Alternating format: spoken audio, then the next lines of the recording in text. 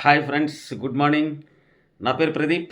So, ఈరోజు ఒక 4 అంశాల గురించి మీతో మాట్లాడాలనుకుంటున్నా. అదేవిధంగా నేను నా అనుమానాలను కూడా నివృత్తి చేసుకోవాలనుకుంటున్నా. మీ ద్వారా నేను తెలుసుకోవాలనుకుంటున్నా.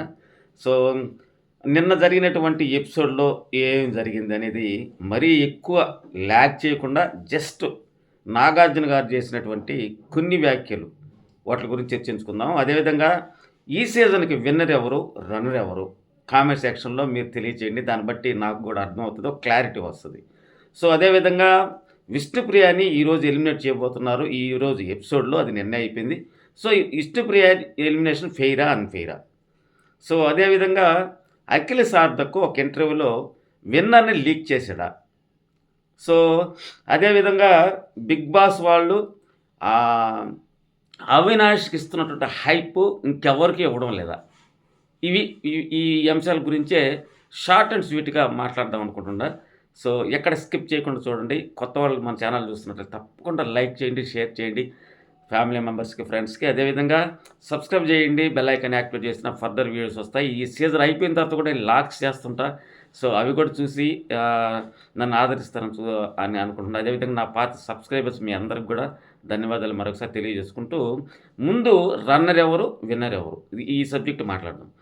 సో, ఇప్పుడు దాకా ఈ 8 సీజన్‌లో జరిగిన 14 వారాలు చూసినట్లయితే అదేవిధంగా వైల్డ్ కార్డ్స్ వచ్చిన తర్వాత వైల్డ్ కార్డ్ రాకముందు ఆబ్వియస్లీ అతనే మన నిఖిలే ఫస్ట్ ఉండేవాడు. అందులో అనుమానం ఏమి లేదు. సో, వైల్డ్ కార్డ్స్ వచ్చిన తర్వాత అతనికి పోటీ అనేది ఒకటి ఏర్పడింది. మామూలుగా అతను రాకముందు నబీలు థర్డ్ వీక్ అనుకుంటాను ఐ థింక్. ఒక తారాజులాగా దూసుకొచ్చేసాడు. మరి నిఖిల్‌ని కూడా ఒక టైంలో క్రాచ్ చేసి ఓవర్‌కమ్ చేసి కూడా ఫస్ట్‌లోకి వెళ్ళిన సందర్భాలు కూడా ఉన్నాయి. సో, అటువంటి నబీలు రాను రాను వైల్డ్ కార్డ్స్ వచ్చిన తర్వాత అతని గేమ్ అయితే చేంజ్ అయిపోయింది టోటల్‌గా. అతని గేమ్ కొలాప్స్ అయిపోయిందని ఒక రకంగా చెప్పాలి. సో, ఇక నెక్స్ట్ గౌతమ్ వచ్చాడు. గౌతమ్ వచ్చిన తర్వాత కూడా సెవెంత్ సీజన్‌లో అంత చూపించకపోయినా అతను సెవెంత్ సీజన్ ద్వారా తెలుసుకున్న పాఠాలు ఏవైతే ఉన్నాయో వాటి ద్వారా ఈ సీజన్‌లోకి వచ్చి చాలా ఏమంటారు కామ్ అండ్ కూల్‌గా గేమ్ ఆడుతూ సో, స్ట్రాటజిక్‌గానే ఆడుతున్నాడు అతను. అది జగమెరిగిన సత్యం.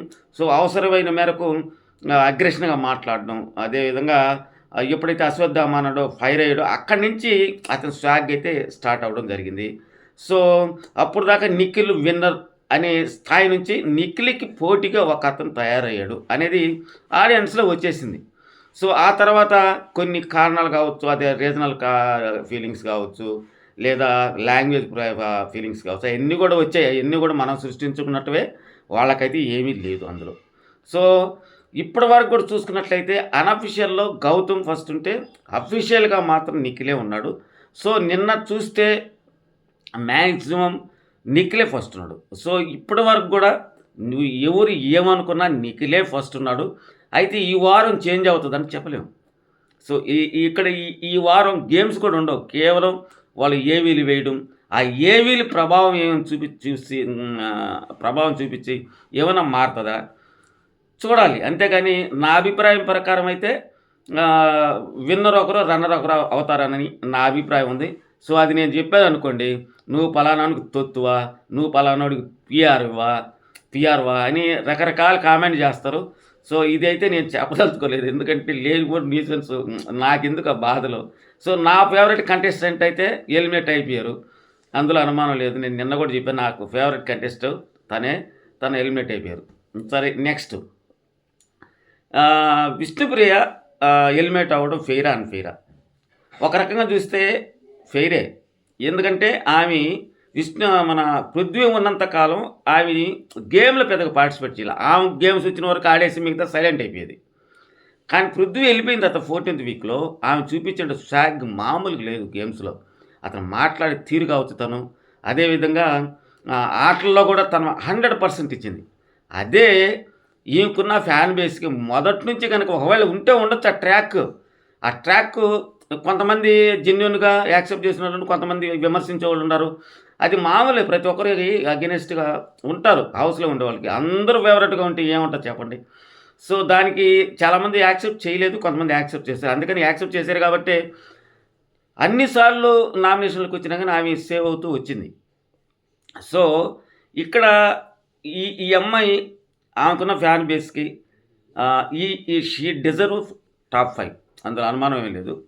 కాకపోతే ఆమెకి వచ్చిన ఓట్లే ఇప్పుడు అనుమానం రేపుతుంది. సో చివర్లో అయితే రోహిణి, విష్ణుప్రియ ఉన్నారనేది మనకొస్తున్నటువంటి సమాచారం. నిన్న కూడా అదే వచ్చింది.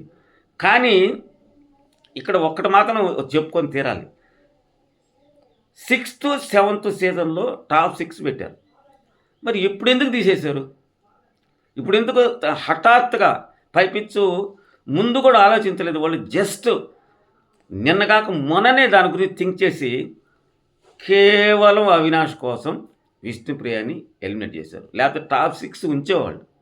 టాప్ 6 కనుక ఉంచితే ఈరోజు నైటే అఫీషియల్‌గా ఓటింగ్ లైన్స్ ఓపెన్ అయిపోతాయి. ఆటోమేటిక్‌గా మిడ్ వీక్ ఎలిమినేషన్ ఒకటి జరపాలి. సో అవినాష్‌ని ఎలిమినేట్ చేయాలి. ఇది బిగ్ బాస్‌కి ఎలాంటి ఇష్టం లేదు. కారణం ఏంటంటే అసలు ఎత్తిపోతున్నటువంటి ఈ సీజన్ని వాళ్ళ భుజ స్కంధాల మీద నిజంగా రోహిణి, అవినాష్ వీళ్ళిద్దరూ మాత్రం లేపారు. ఇది 100% ఎవరు అవునన్నా కాదన్నా కరెక్టే. ఇది ఒక రకంగా చెప్పాలంటే ఒక కామెడీ షోగా వెళ్ళిపోయింది ఒక రకంగా చెప్పాలంటే. అది కూడా లేకపోతే ఇంకా బోర్ కొట్టేది. అసలే టీఆర్పీ రేట్ రాక సతమవుతున్నటువంటి బిగ్ బాస్ టీమ్కి వీళ్ళు నిజంగా ఎడారిలో ఒక ఒయాసిస్లాగా దొరికారు వీళ్ళిద్దరు. అందువల్ల అతని టాప్ 5లో అతను మామూలుగా జెన్యున్గానే గేమ్ చాలా బాగా ఆడాడబ్బా. నిజంగా అతన్ని గేమ్లు ఆడలేదని మాత్రం ఎవరు ఒప్పుకోరు దానికి. నేనే కదా, ఎవరు ఒప్పుకోరు. గేమ్స్ ఆడాడు, అతను టఫ్ అని ఆడాడు. మరి యోధులు ఉంటేనే ఇక్కడ నిఖిల్ ఉన్నాడు, గౌతమ్ ఉన్నాడు, పృథ్వీ ఉన్నాడు. వీళ్ళ ముగ్గురు దాటుకుని కూడా స్ట్రాంగ్ క్యాండిడేట్స్ అతను టాప్ ఫినాల్టీ టీటీఎఫ్ గెలిచడం చిన్న విషయం కాదు కదా. సో అతన్ని దృష్టిలో పెట్టుకొని ఇది చేశారనేది అందరికి తెలిసిన విషయం. కాకపోతే 6 మెంబర్స్ టాప్ 6 ఉంచి మిడ్ వీక్ ఎలిమినేషన్ చేయకుండా అసలే కంటిన్యూగా అట్లా 6లో చేస్తుంటే కంటిన్యూగా వరుసగా పిలిచి చేస్తుంటే పోయినదేమో అనేది నా అభిప్రాయం. ఎందుకంటే వాళ్ళకు కూడా న్యాయం చేసినట్టుండేదేమో. కానీ ఆ అమ్మాయి మాత్రం ఇక ఏ సీజన్లో కూడా విష్ణుప్రియ లాంటి క్యాండిడేట్ దొరకడం కష్టం. ఎందుకంటే అంత జెన్యూనిటీ ఉందరబ్బా. మాస్క్ ఉంటుంది, అందులో అనుమానం లేదు. ఇప్పుడు హౌస్లో ఉండే వాళ్ళందరూ కూడా మాస్కులు ఉన్నాయి. కాదంటారా చెప్పండి? ఈ అమ్మాయి నిన్న చెప్పింది చూడండి, రిగ్రెట్ అయ్యేది. నిజాయితీ ఒప్పుకునేది. నేను ఆ అబ్బాయిని ఫ్లట్టింగ్ చేసే అలవాటు ఉంది నాకు. ఆ అలవాటుని అబ్బాయి మీద ఎక్కువగా చూపించినందువల్ల నాకు నెగిటివ్ అయ్యిందేమో అనే సెన్స్తో చెప్పింది చూడు. హ్యాట్స్ ఆఫ్ అంతే. నిజం చెప్పరు ఎవరు కూడా. ఒరే వెళ్ళిపోతున్నది అనేది తెలియదు. కానీ ఆ అమ్మాయి నిజాయితీగా నిన్న కూడా చెప్పిందంటే ఏమన్నా చెప్పండి.